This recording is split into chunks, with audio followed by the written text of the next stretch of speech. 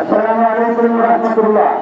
হেফাজতে ইসলাম বাংলাদেশ আজকের মহাসমাবেশের সংগ্রামী সভাপতি, উপস্থিত মুজাহিদ ভাইয়েরা, আমরা 13 সালে রক্ত দিয়েছি, 21-এ রক্ত দিয়েছি, জেল জুলুম নির্যাতন সহ্য করেছি।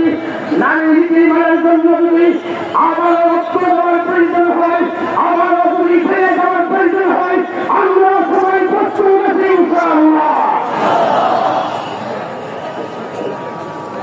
এই মুহূর্তে বক্তব্য রাখেন হেফাজতে ইসলাম বাংলাদেশের কেন্দ্রীয় অন্যতম নেতা মুফতি নুরুল হুসাইন নুরানী। বক্তব্য রাখেন নুরুল হুসাইন নুরানী। সংগ্রামী ভাই আমার, ডক্টর ইউনূস সাহেবকে বলতে চাই, 3 কথা বলার কারণে হাসিনা পালিয়ে যেতে বাধ্য হয়েছে। রাজা কারেন নাকি পুঁজি বা হাসিনা বিদায় হচ্ছে না বলে। আপনিও যদি বলেন নারী কমিশনের প্রস্তাবনা বাস্তবায়ন করব, আপনিও পালিয়ে যেতে বাধ্য হবে। ভারত গত পরশু রাত থেকে নাফায় জঙ্গি বিমান আমাদের কাটোয়া বিমানবন্দরের কাছে মোতায়েন করেছে। যদি কোনো অপরাধ করে আমরা গুজরাটের হিন্দু ঘোষণাকে ফেলে যাবো ইনশাআল্লাহ। বাংলাদেশ জিন্দাবাদ, হেফাজতে ইসলাম জিন্দাবাদ,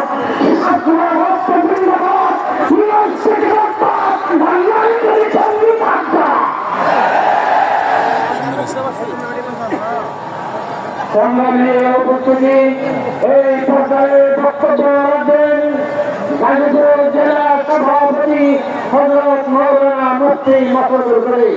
হযরত মাওলানা মুফতি মাসউদুল করিম।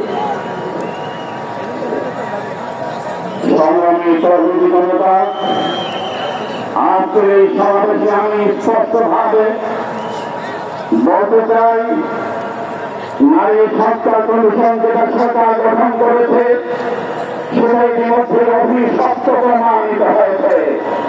যদি অভিশপ্ত নারী সংস্কার কমিশনকে বাতিল করে অনতিবিলম্বে জাতীয় মসজিদ বাইতুল মুকাররমের সচিবের নেতৃত্বে নতুন করে নারী অধিকার সংস্কার কমিশন গঠন করে নারীদের প্রতিনিধিত্ব অধিকার এদেশে প্রতিষ্ঠা করতে হবে।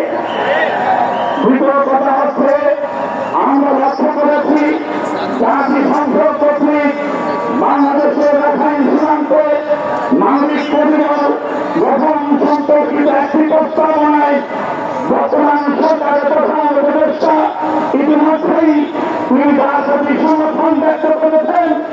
আমরা দুঃখের সঙ্গে লক্ষ্য করছি, এদেশের রাজনৈতিক স্বাধীনতা আছে, এদেশে অসংখ্য ইসলামিক রাজনৈতিক পার্টি আছে, তার সঙ্গে কোনো রকম পরামর্শ না করে একটি অসন্তুষ্টি সিদ্ধান্ত সরকার নিয়েছেন।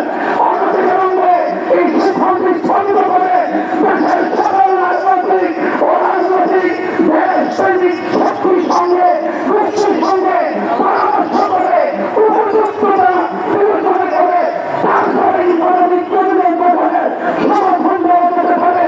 অন্যথায় এদেশ বিরোধী, দেশের স্বাধীনতা বিরোধী কোন রকমের আন্তর্জাতিক ষড়যন্ত্রে দেশ স্বাধীনতা না যারা পাচ্ছে তাদের সঙ্গে দেশের ছাত্ররা থাকবে না। দেশের স্বাধীনতা সবার আগে, দেশের ইসলাম সবার আগে, দেশের নিরাপত্তা সবার আগে, তাকে সমস্ত বিষয়ে কোন রকমের অচিন্তনীয় সিদ্ধান্ত গ্রহণ থেকে বর্তমান সরকারকে আহ্বান জানাচ্ছি এবং যে কোনো সিদ্ধান্ত গ্রহণ আগে দেশের সবার সঙ্গে উপযুক্ত পরামর্শ করার আহ্বান জানাচ্ছি।